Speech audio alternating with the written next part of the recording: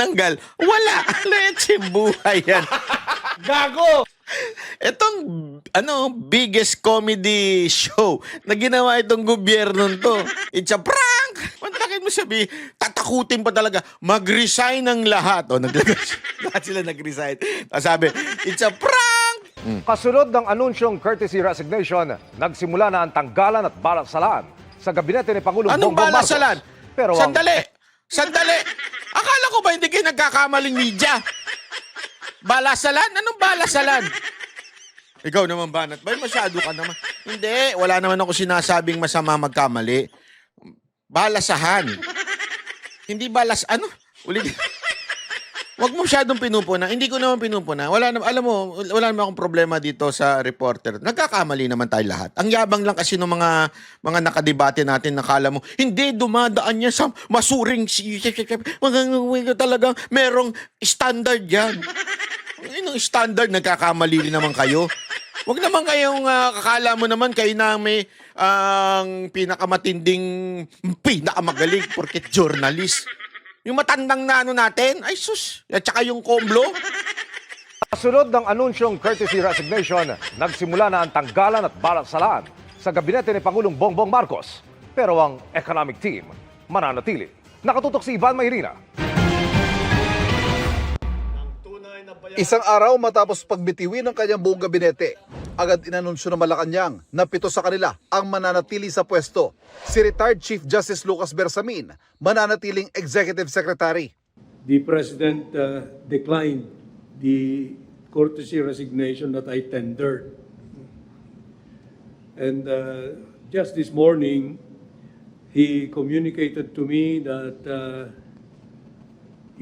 I have his full backing for as long as I wish to work for him. Hindi rin tinanggap ng Pangulo ang pagbibitiw ng 5 kalihim ng kanyang economic team. Yan ay sina Department of Economy, Planning and Development o DepDev Secretary Arsenio Balisacan, Finance Secretary Ralph Recto. Nako, ba't di mo tinanggap to? Ito nagpapahirap sa atin eh. Yung dagdag na naman yan tax eh. Pambira naman. Pambira naman kayo. Oh, yung mga nanonood dyan ng mga online streaming. Yari kayo. May dagdag na tax to. Ay, nako. Bakit mo naman ni-retain to, Mr. President?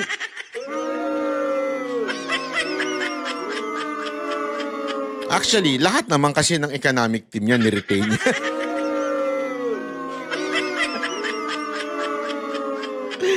Ewan ko sa'yo, Marcos, ang dami mong pautot sa buhay.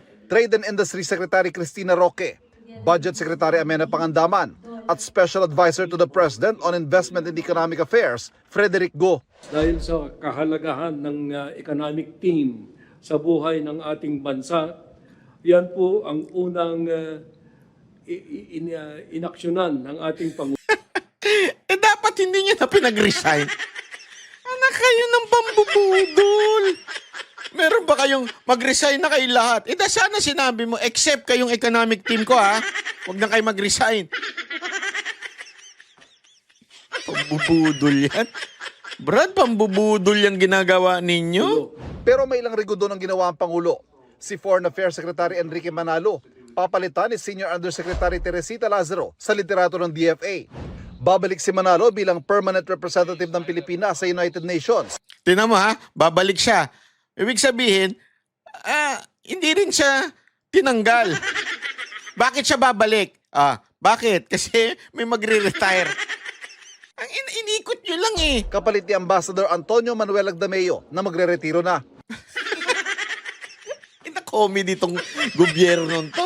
Hindi mga kababayan, napakapatawa. Ano ba? Kunwari lang kayo magtatanggal pero ililipat nyo lang pala.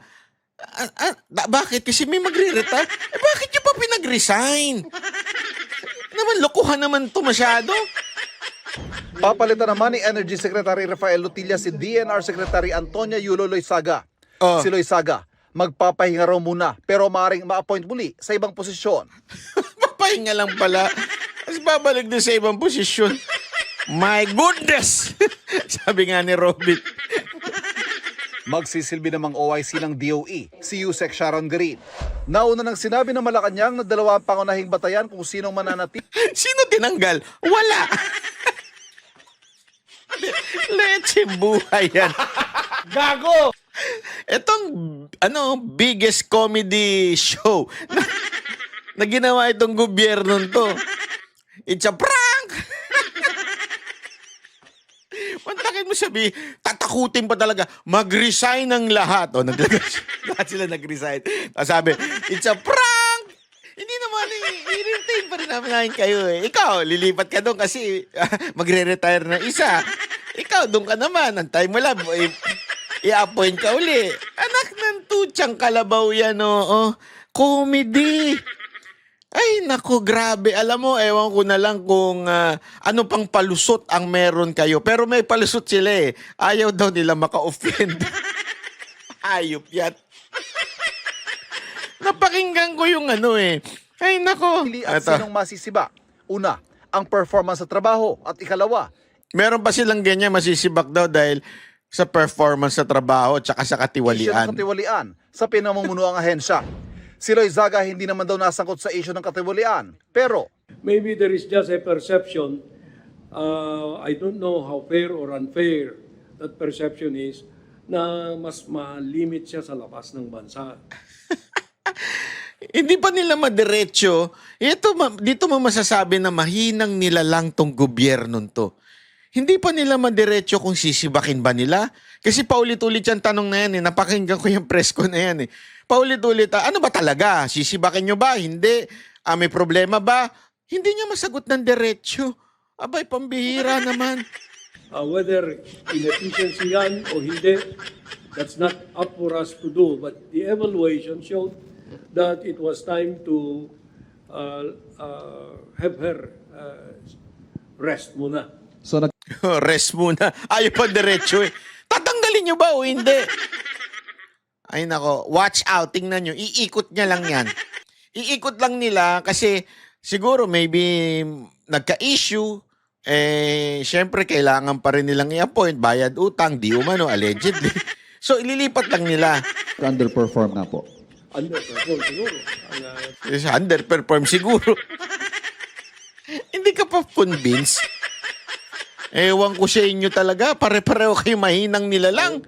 wala ring issue sa katiwalian pero nag-under-deliver din umano sa kanyang pangakong 1 milyong housing units kada taon si Human Settlements and Urban Development Secretary Jerry Acosar. Kaya siya ililipat sa Pasig River Rehabilitation Project. Ang sakit nyo sa bank.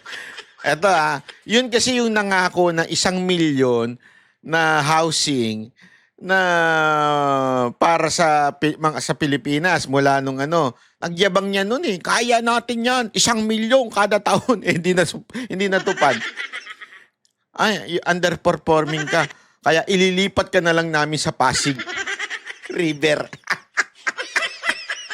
Anak ka ng weteng. Hayop yan.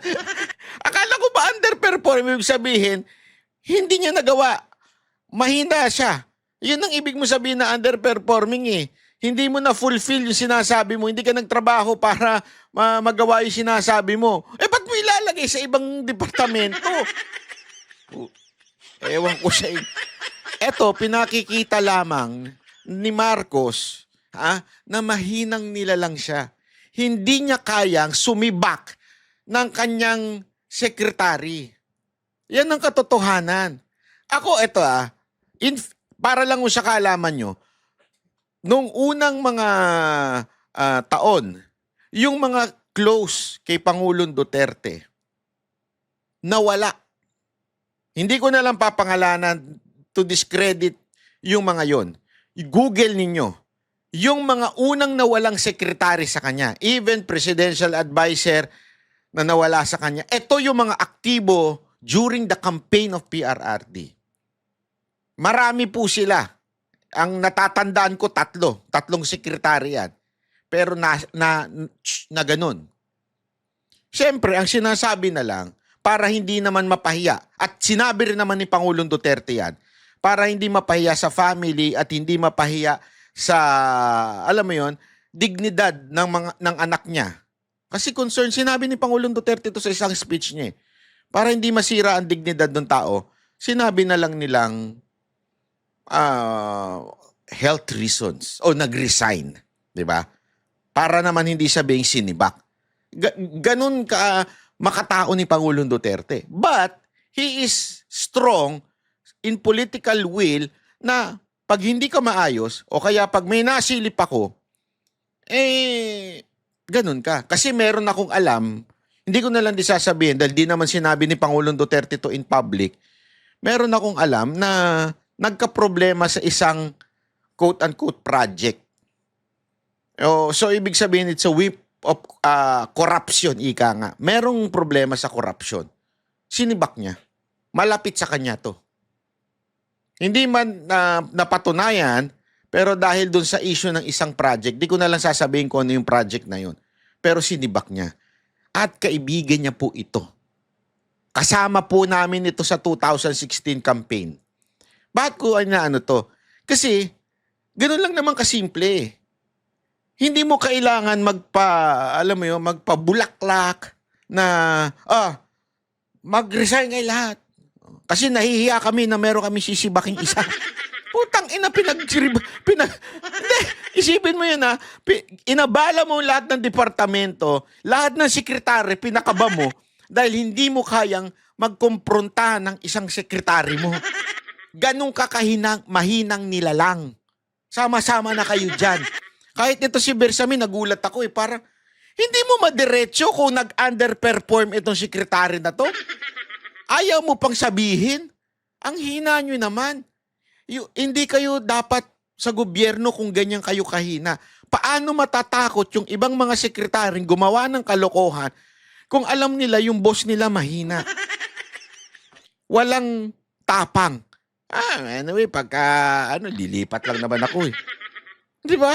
Sino yung mga kinakaya-kaya ninyo? Yung mga USEC, mga undersecretary at saka mga assistant secretary na malapit sa Duterte, yun kaya nyo sibakin. Ang dami ko nang alam na mga ASEC at saka USEC na sinibak nyo dahil malapit kay Duterte. Wala eh. Kaya katarantaduhan itong issue na ito na resignation ng lahat ng sekretary. Wala. ng administrasyon. Papalitan siya ni dating DSUD Undersecretary Jose Ramon Aliling bilang kalihim. There may have been obstacles in his way which were beyond his control and beyond the control of government. But to us now, because of the results of the election, Ito na nga lang eh. The mere fact na hindi si Marcos ang nag-a-announce na mga i-retain at hindi at saka yung mga tatanggalin is a sign of weakness as a president. You are, even if ito yung executive secretary mo, ikaw ang presidenteng nag-a-appoint. Hindi naman siya, unless siya lang nag-a-appoint, hindi ikaw. Aba, delikado tayo dyan. Nakita nyo ba na umepal si Maldadea nung panahon ni Pangulong Duterte? Hindi, sige. Nakita ninyo si Executive Secretary dati ni Pangulong Duterte, si Maldadea? Nakita nyo na nga lang nagsalita yan itong panahon na itinaka si Pangulong Duterte papuntang dahig eh. Hindi nyo makikita yan na nagsasalita yan ng ganyan. Bakit? Sinong haharap? Si Duterte. Akin to. Akin ito. Laging gano'n na sinasabi niya. Kung may kakasisihan, ako to. Di ba? Lagi niya sinasabi yun.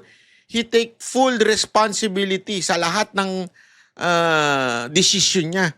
Hindi yung dadaan pa sa ganito. Ito pa lang is a sign of weakness as a leader. Ikaw yung pa-resign. Tapos, nung magtatanggalan na, nagtago ka na. Gago! Hindi, di ba po? Sige. Sige nga ho. Sabihin nyo sa akin na ngayon na yung leader natin na si Marcos ay may political will at matapang na tao. Wala! Ano kayong ginagawa niya ngayon dyan? Ay, naku po. Tuloy. it's time for the president to take him out there and bring another one who might make a better performance. Hanggang ngayong araw, 52 courtesy resignations na ang hawak ng tanggapan ng Pangulo. Patuloy daw itong sinusuri at sa mga susunod na araw, i-anunsyo kung sino mga mananatili, sino mga ililipat at kung sino ang mga masisibak. Mula sa Malacanang, Ivan Mayrina nakatutok, 24 oras. Grabe, no? Ewan ko. Eto ay, hindi ko alam kung bakit tayo umabot sa ganitong sa ating kasaysayan, sa bayan natin. Na naghalal tayo ng isang mahinang leader. Walang bayag na leader. Sa totoo lang, hindi ko talaga malubos maisip. Hindi kasi pwedeng ganyan sa Pilipinas eh. Alam mo, yung sinasabi nilang Marcos is mabait. It's not mabait. It's a sign of weakness. Kasi you're not there para maging mabait. Alam mo yun? Hindi ka naandyan para maging mabait. Naandyan ka to make sure that our country is on the right track. And being leader, kailangan mo ng strength. Kailangan mo matapang ka, meron kang lakas. Di ba? Kailangan malakas ka. Kailangan makita ng tao yan. Malakas ka. Hindi yung mag-resign kayo lahat Bukas naman, babalik ko din kayo eh. Bahala na si executive secretary magsabi. Alam mo, naalala ko talaga yung sinabi sa akin ni Pangulong Duterte nung mga yung 2022 bago mag-election kasi sabi ko nga 'di ba sa inyo ilang beses niya akong pinatawag at tinanong niya ano ba ang sentimento sa social media, kikwentuhan kami, nakakatuwa kasi alam mo yun, sabi ko nga it's an honor na somehow he's really listening sa tao. Hindi naman po sa akin eh. Ako lang po yung nagbabalita lang. Even if I'm not part of the government. Yun na sabi ko lang, Mr. President. Kasi nanonood nga siya, di ba? Sabi ko, Mr. President, ganito po yung sentimento ng tao, ganyan. Tapos, alam mo, isang nabanggit niya sa akin paulit-ulit na hindi nawala sa isip ko. Yung sinabi niya sa akin, yan si Marcos, mahina talaga yan. Sinabi niya sa akin, diretso yun. Mahina yan. Hindi niyang kaya ang konfrontasyon. He cannot, handle yung ganyan, lalo na pagka nagkaroon ng crisis daw. Siyempre sa akin, noong time na yun, hindi ko malubos maisip kung anong ibig niya sabihin. I understand na mahina, hindi niya nakikita yung leadership, pero yung lalim nung hindi niya kayang komprontahin yung mga tao pagka naging presidente yan. Dito ko na lang na-realize to talaga na grabe pala talaga. Ito yung sign na you are not fitted na maging leader. Kasi ang leader, hindi pwede yung, halimbawa ako, eto karanasan ko na ito di ba? Ang dami na pong, bilang manager ng Mocha Girls, ang dami na pong dumaan sa aking talento. Na, alam mo yun, marami po akong sinibak. Hindi ko lang po binabanggit kung sino, pero marami na po akong sinibak na talent. Although at that time, kasi nandun pa si Mocha noon Si Mocha at saka ako nagdidesisyon noon. So mag-uusapan kami. Tapos sasabihin niya sa akin, ito, malabo to, sibakin mo na to, sasabihin niya sa akin. Ako, as a leader, hindi ko pwedeng ipasa dun sa assistant ko. To, bahala ka na, sabihan mo sila, sibak na siya. Huwag na siyang pumasok kamo. Hindi pwedeng ganun. I have to be strong. Kasi to give a signal doon sa ibang talent na wag kayong magkaka-attitude, wag kayong tarantado, wag kayong pasaway or else sisibakin ko kayo. Hindi kami, kasi alam mo, mahirap sumibak ng talent Kasi meron na yung meron na mga uma-idol kuno dyan di ba? Ang hirap, di ba? Lalo na pagka umangat yung talent, tapos bigla mong tatanggalin, marami dyan asan na si ganito? Asan na si ganyan? Asan si ganito? Ganun. Yung bang, bakit? Kayo ba manager? Hindi. Naintindihan ko naman kasi syempre, in-admire nila yon tapos bigla mong aalisin. Hindi naman nila kasi alam na yung ina-admire nyo may ugali yan. May attitude dyan. Di ba may ganun kang, hindi nila alam yun. Pero ikaw as a manager, kailangan mong gawin yung hard decision na yun. Mahirap yun. Bakit? Ikaw nakakabasa ng mga comments, ikaw makakakita ng reaction ng tao. Maya't maya tatanungin ka, bakit wala na? Sir, ba't wala na si ganito? Di ba? Ganun eh. Pero kailangan mo maging strong. At sabihin mo, wala kasi nagpahinga. Hindi mo pwedeng sabihin yung totoo. Ikaw ang magagalit sa'yo. Yun halimbawa pa lang yun. Maliit pa lang kaming kumpanya. Maliit lang po kami na kumpanya. Hindi lang po yun. Ultimong mga staff ko. Mayroon akong kailangan sibakin. Ganito. Kasi ganyan. Ganito ginawa mo. Pasensya. Kasi ako, friendly ako eh. As a manager, stricto ko. Pero pagdating sa mga tauhan ko, yung mga PA ko, production ko, mabait, ako, friendly. Hindi naman ako yung bossing na hindi mo nakakausap. Nakakausap nila ako. At nagiging kaibigan ko na sila. Kaya ang hirap na ikaw yung magsasabi, sibak ka na ha? Gago ka eh. Ay, hirap yun. Pero as a leader, I have to understand na I have to do it. Kasi tutularan siya pagka hindi mo sinibak at siguradong tutularan siya. Sa amin, may mga major no-no kami na kailangan, pag ginawa yan, instant sibak ka. Ganun. Maliit pa akong kumpanya. How much more ikaw ang presidente ng Pilipinas na napakalaking kumpanya?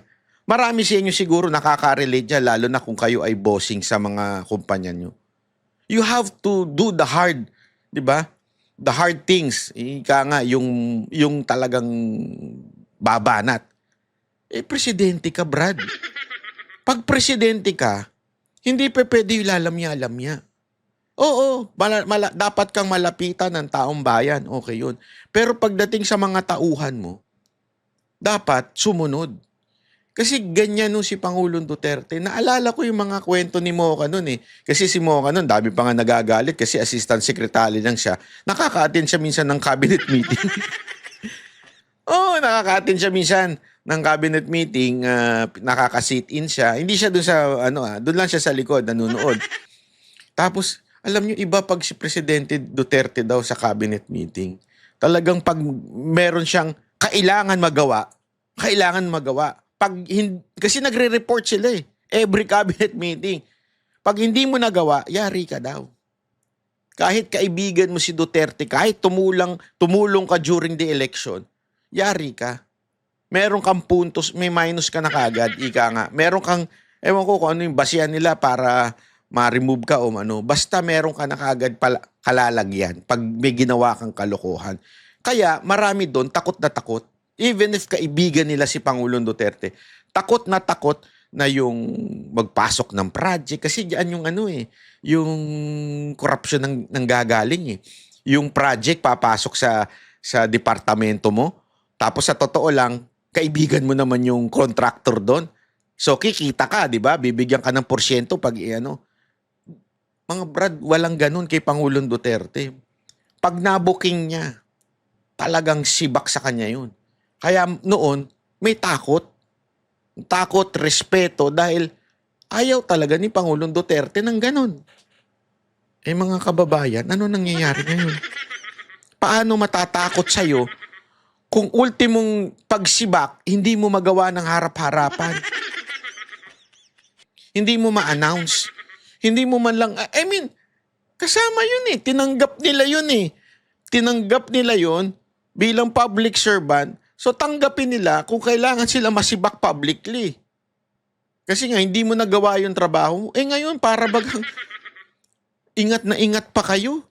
Nabanggitin na, ito, underperforming ito. Kawawa ang bayan eh. Ito, pakinggan nyo ito yung reaction nitong dating NICA chief ni Pangulong Duterte. NICA yung yan yung National Intelligence. Basta siya yung pinakasentro ng intelligence ni Pangulong Duterte. Ito, siya yung pinuno noon, yung chief. Ito, pakinggan natin. In problem solving, identifying the problem is half. Ayan. National Intelligence Coordinating Agency, NICA. Okay, si Sir Alex Paul Alam ko, ano ito kung hindi sundalo, pulis Alam ko po, ito po si former Director General. solving the problem. Kailangan i-identify niya ano ba ang problema.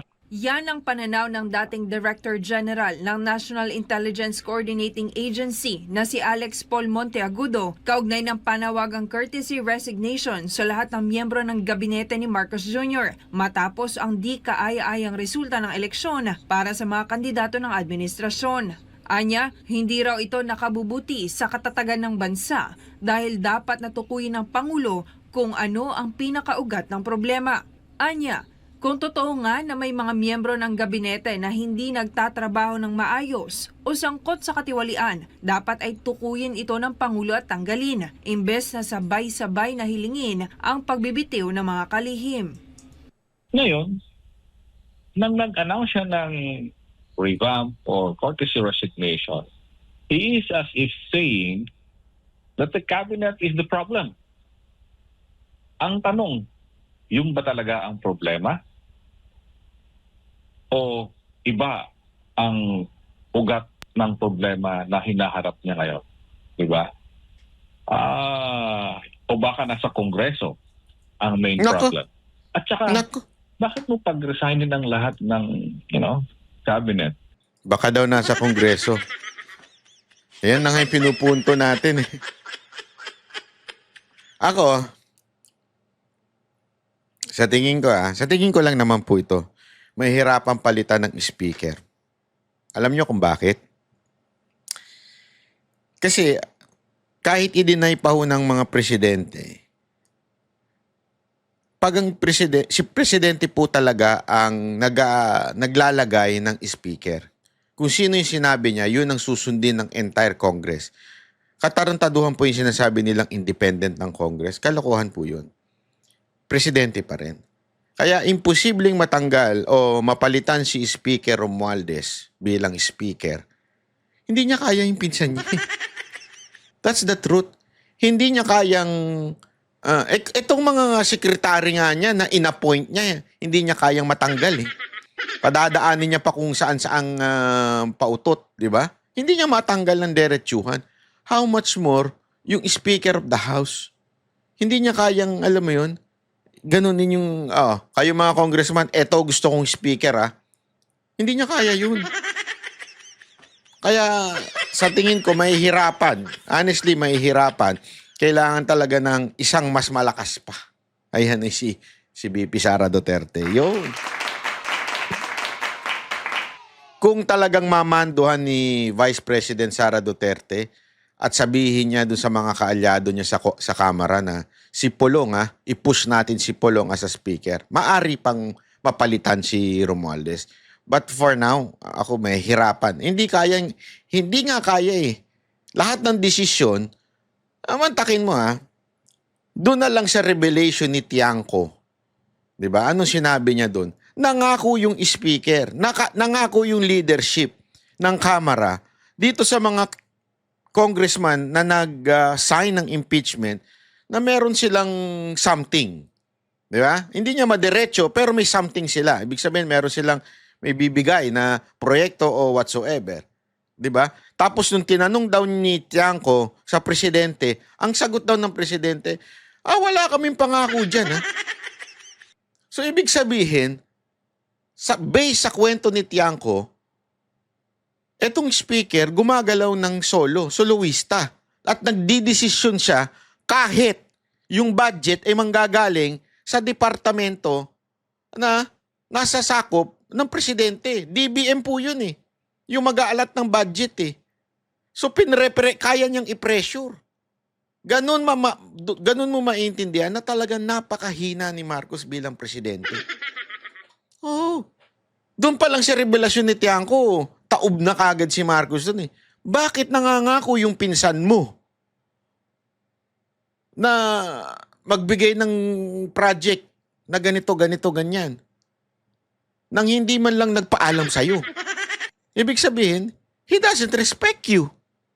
Wala siyang you understand what I mean? This is based on sa story po ni Tiangco. Hindi ko po ito inimbento. Nalaglag ho sila doon ng todo-todo sa istorya ni Tiangco. Hindi ko alam kung ano eksena ni Tiangco, ba't niya nilaglag eh.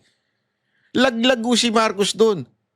Ibig lang sabihin nun, talagang hindi siya ginagalang ni Speaker. At the same time, mas lalong nalaglag ang kamera doon. Bakit? Bakit may pangako ang ganun? Diba? Nakarinig ba tayo ng sagot kay Speaker? Hindi natin alam. Again, this is an ano pa lang ito, accusation or alleged lang po ito. Ina-allege po ni Tiangco. Sana sagutin. Kaya lang, imposible sagutin yun. Kung identify mo sa kabinete mo kung sino yung tamad at sino yung corrupt, yun ang tanggalin mo. Giit pa ni Monteagudo. Yun na nga eh. Hindi niya kasi kaya. Ganun lang kasimple. Di ba? Ito. Tarantadon to walang ginagawa. Out ka na. Ikaw, isa pa to. Tamad. Out ka na rin. Hindi niya kaya yung ganun eh. Tama talaga si Pangulong Duterte nung sinabi niya noon sa akin na hindi kaya ng konfrontasyon nito. Hindi niya kaya ang diretsuhin eh. Sabi nga nung iba, tama rin si Amy doon sa pelikula niya. Talagang kasi sa pelikula ni Amy, doon sa ano ba yun, yung Made in Malacanang at saka yung isa pa. Doon sa pelikula niyang yun, talagang sinabi niya doon na mahina. Ibig sabihin, in-imply niya doon na mahina talaga to si Bongbong Marcos. Walang sakatiting ng kanyang ama at sa mismo. Naku po. Yun ang pinalabas niya doon sa pelikula eh. Mahina yung kapatid niya, ako malakas. Ewan ko, baka siguro doon nagalit si First Lady. Kaya iniitsipwera na siya sa Malacanang eh. No, sa tingin ko, doon nagalit yun eh. Kasi alam mo, nung pinanood ko yun, nawindang ako eh. Sabi ko, anak ng weteng, inilaglag mo yung kapatid mo, tuwan-tuwa yung mga loyalistang tanga. Tuwan-tuwa yung mga loyalistang tanga nun eh. Sa bagay, at that time, mga vlogger pa ni Amy yun eh. Naalala ko, di ba? Nag-outing pa nga sila. Kasi kayo, pa-post-post pa kayo ng outing nyo kay Amy. Alam na this. May kasama pa nga kayo mga Duterte supporter. Nabuking tuloy kayo. Hindi totoo, mga kababayan. Doon pa lang, tawan-tawa na ako kasi ang hina ng kukote ng mga loyalistang tanso, yung mga vlogger nila. Tuwan-tuwa sila, pinupuri nila. Kita nyo na, itong Made in Malacanang, talagang naging hit.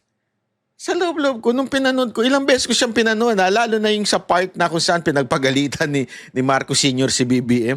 Sabi ko, ang sama nito.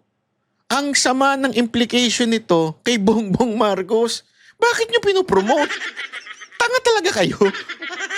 Hindi, alam mo, hindi naman sa tanga sila. Bayad kasi sila. No choice sila eh. Hindi, tanga pa rin. Kasi kung ikaw, Maka Marcos, bakit ka papayag na na i-promote yun na ikakasira nung presidente mo? Di ba? Ganon sila katanga eh. At yun nga mga kababayan, anong masasabi niyo sa balitang ito? Maaring ihayag ang inyong opinyon at kuro-kuro sa comment section sa ibaba. Huwag din kalimutang mag-like, mag-subscribe at mag-share sa bidyong ito. Maraming salamat sa panonood.